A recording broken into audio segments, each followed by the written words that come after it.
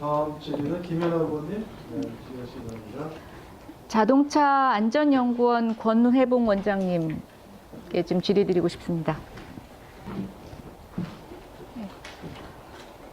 원장님, 국내에서 자동차 안전 문제로 인해서 리콜 결정할 때 연구원이 어떤 역할을 하시죠? 조사 필요성을 판단하고 국토부에 건의하고 국토부에 조사 지시가 내려오면 조사를 하는 업무를 하고 있습니다. 네. 지난해 현대 기아차 세타2 엔진 장착 차량 주행 중에 시동 꺼지는 현상 조사하셨죠? 네, 그렇습니다. 네. 자동차 안전연구원의 결론이 무엇이었습니까? 리콜 필요한 것으로. 네, 좀 구체적으로 설명해 주세요. 몇 대 리콜해야 된다고 얘기하셨습니까? 기억 안 나세요? 네. 자동차 안전연구원에서는 22만 대 리콜해야 된다고 보고서 쓰셨습니다. 예. 그런데 이거를 이제 국토부에 보고하는 과정에서 자동차 제작사 쪽에서 17만 대 리콜하겠다고 해가지고 그렇게 결정이 됐습니다. 예. 잠깐 그림을 봐주시기 바랍니다. 정상적인 리콜 절차는 아까 말씀하신 것처럼 국토부가 인지를 해서 교통안전공군 자동차 안전연구원에 조사를 하게 되고 그 조사 결과를 갖고 국토교통부의 심사평가위원회에 올리게 됩니다. 그렇죠? 예, 근데 지금 이 평가위원회에 올리는 중간에 제작사가 자체적으로 리콜을 하겠다고 해서 결과가 어떻게 됐냐면 그 자체 시정 계획서를 가지고 오면 원래 이 시정 계획서의 적정성을 누가 판단하죠? 국토부에서 기술적 판단이 어려울 때는 네. 저희 연구원의 적정성을 조사 지시하게 됩니다. 네, 그렇죠. 적정성 지금 조사 중이시죠? 그렇습니다. 예. 근데 적정성 조사 아직 끝나지 않았죠? 네. 예. 근데 현대차가 이미 17만 대 리콜 처리한 거 알고 계십니까? 네, 알고 있습니다. 네. 왜 이렇죠? 적정성 검사는 아직 끝나지도 않았는데 왜 벌써 리콜이 이루어지고 있는 거죠? 저희들 자기인증 제도가 네. 미국에서 가져온 제도인데 네. 그거는 소비자 보호를 최우선으로 하기 때문에 네. 어떤 원인이 뭐든지 간에 네. 제작사가 네. 소비자 보호를 위해서 먼저 자발적 리콜을 한다고 할 때는 네. 그거를 저희들이 막을 수는 없습니다. 아니요. 막는 게 아니고요. 제가 여기서 말씀드리는 거는 리콜을 하고 안 하고의 문제가 아니라 자동차 안전연구원에서는 22만 대를 리콜하라고 했는데 지금 사업자가 17만 대만 하겠다고 하는 거지 않습니까?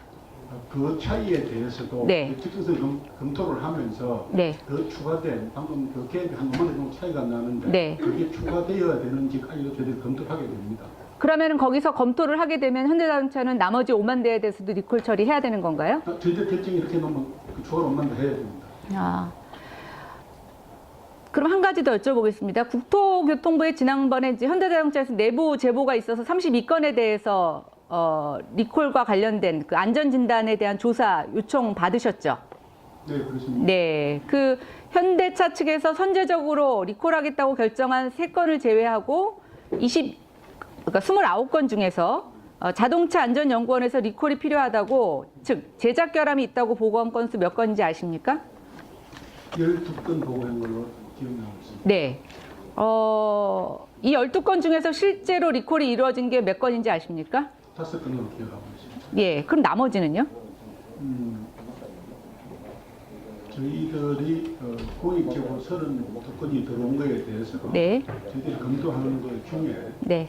3년 내지 4년 이상 되는 그런 오래된 그런 자료들이 있어가지고 네. 저희들이 조사할 때 그 네. 현상들을 파악하기가 힘들어가지고 네. 저희들은 그 공익제보자가 제보한 내용을 위주로 해서 네. 소비자 보호를 위해서 네. 가급적 좀 타이트하게 네. 리콜로 하자는 저희들 내부 결정을 내렸고 네. 또 거기에 참여하고 있는 제작회단 심사평가에 참여한 교수님들은 네. 구체적 실정된 증거들을 위주로 판단하는 그에 따라서 네. 저희들이 주장한 내용이 간실되지 못했습니다. 그러면요, 만약에 제보한 내용 중에 자동차 안전연구원이 리콜해야 된다고 보고서를 냈는데 심사평가위원회에서 거절한 이 건을 갖고 누가 사고를 당하면 이 책임은 누가 져야 됩니까? 기술적 판단에 대해서 네. 좀 더 분석이나 그런 판단이 필요하다고 생각합니다. 그 누가 책임져야 되냐고요? 거기에 대한 책임에 대해서는 구체적으로 어떤 뭐 정확한 부분이 되는 선을 긋기가 힘들기 때문에 좀 악의가 발생할 수 있는 사안이 아닌가 저는 이렇게 생각하고 있습니다. 저는 이 안전, 특히 자동차는 저희가 굉장히 실생활에 밀접하게 이용하는 도구이지 않습니까? 그렇죠? 자동차 안전과 관련된 거는 소비자 보호가 약간 과한 게 부족한 것보다 더 낫다고 생각이 됩니다. 예, 그게 사회적 전체 후생에 있어서 저는 더 바람직하다고 보여지는데 제가 좀 여기서 문제를 삼는 건 지금 자동차안전연구원 예산이 연간 40억 원이에요. 그렇죠? 그리고 우리나라에서 자동차 안전과 관련돼서 최고의 기관이라고 하는데 이 기관이 제시한 안이 국토부가 일방적으로 이렇게 무시했을 때 이 사회적 책임을 누가 지느냐라고 보면 저는 아무런 연결고리가 없다는 겁니다. 안전연구원 이렇게 할 바에야 국토부가 다 묵살해버리고 이 심사평가위원회에서 다 한 것에 대해서 한마디도 이의 제기하거나 이런 필요성에 대해서 얘기하신 적 있으세요? 그렇지는 않고 그 심사평가위원회 중에 국토부에 담당하시는 분들 참여를 하시기 때문에 네. 그 심사평가위원들께서 논의하는 것 중에 특정하지 않은 방향으로 간다고 할 때는 저희들한테 재조사를 실시하는 원장님. 조사를 하라고 하는 지시하는 경우가 있습니다. 예, 30초 내로 마무리하겠습니다. 예. 네. 제가 판단할 때는 자동차안전연구원은 굉장히 기술적으로 능력도 갖고 있고 중요한 기관인데 지금 현재의 구조에서는 국토부한테 아무 소리도 할 수 없는 아주 을 중에 을이라고 저밖에 저는 판단이 되지 않습니다. 그리고 이 자동차 리콜과 관련돼서 나머지 지금 22만 대에서 17만 대 리콜 처리하고 5만 대 처리한 보고서에서도 제가 나중에 추후 이것을 모니터링하고 또 따로 묻겠습니다만 제가 국토부한테 마지막 종감 때 말씀드리겠습니다만 이 건의 내부 제보에 대해서는 저희가 좀 과함이 있을 만큼 안전에 대해서 따져보아야 되고 이 기술적 판단에 대해서 저는 기술자들이 책임을 지고 국토부가 제대로 하지 못하는 것에 대해서는 이의 제기하실 수 있는 시스템이 필요하다고 생각이 됩니다. 이상입니다.